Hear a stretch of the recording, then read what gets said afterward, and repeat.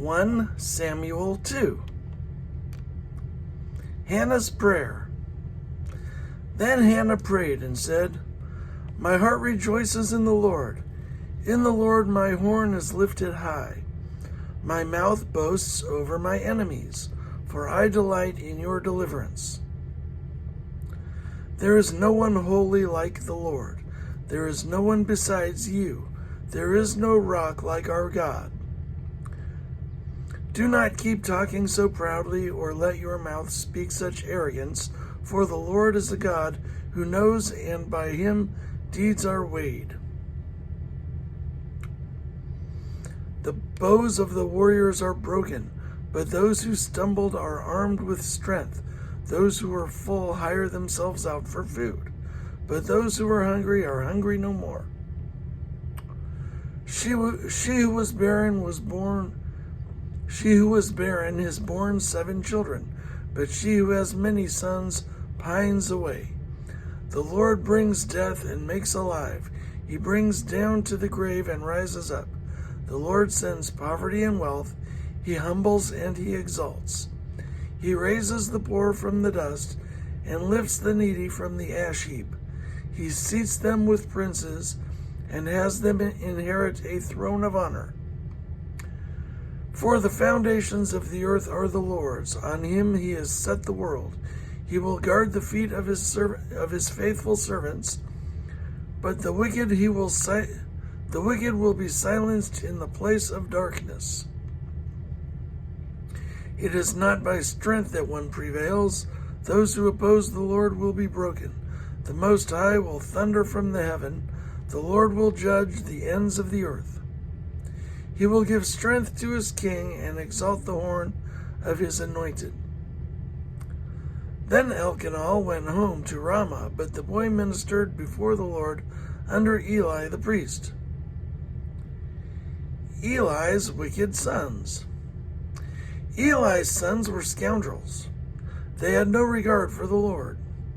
Now it was the practice of the priests that whenever any of the people offered a sacrifice, the priest's servants would come with a 3-pronged fork in his hand while the meat was being boiled, and would plunge the fork into the pan or kettle or cauldron or pot. Whatever the fork brought up, the priest would take for himself. This is how they treated all the Israelites who came to Shiloh.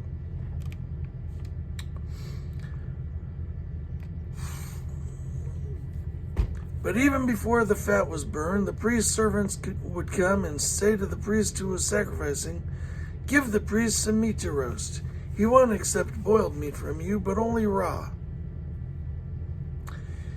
If the person said to him, "Let the fat be burned first, and then take what you want," the servant would answer, "No, hand it over now. If you don't, I'll take it by force." The sin of the young men was very great in the Lord's sight, for they were treating the Lord's offering with contempt. But Samuel was ministering before the Lord, a boy wearing a linen ephod. Each year his mother made him a little robe, and took it to him when she went up with her husband to offer the annual sacrifice. Eli would bless Elkanah and his wife, saying, "May the Lord give you children by this woman to take the place of the one she prayed for and gave to the Lord." Then they would go home, and the Lord was gracious to Hannah. She gave birth to 3 sons and 2 daughters. Meanwhile, the boy Samuel grew up in the presence of the Lord. Now Eli, who was very old, heard about everything his sons were doing to all Israel, and how they slept with the women who served at the entrance to the tent of meeting. So he said to them, "Why do you do such things? I hear from all the people about these wicked deeds of yours. No, my sons, the report I hear spreading among the Lord's people is not good. If one person sins against another, God may mediate for the offender. But if anyone sins against the Lord, who will intercede for them?" His sons, however, did not listen to their father's rebuke, for it was the Lord's will to put them to death. And the boy Samuel continued to grow in stature and in favor with the Lord and with people. prophecy against the house of Eli. Now a man of God came to Eli and said to him, "This is what the Lord says. Did I not clearly reveal myself to your ancestors' family when they were in Egypt under Pharaoh? I chose your ancestor out of all the tribes of Israel to be my priest, to go up to my altar to burn incense and to wear an ephod in my presence. I also gave your ancestors' family all the food offerings presented by the Israelites. Why do you scorn my sacrifice and offering that I prescribed for my dwelling?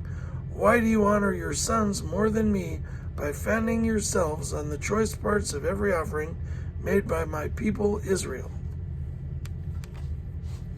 Therefore, the Lord, the God of Israel, declares, I promised that members of your family would minister before me forever. But now the Lord declares, far be it from me. Those who honor me I will honor, but those who despise me will be disdained.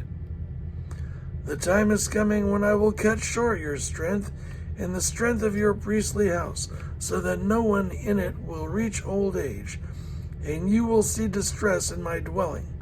Although good will be done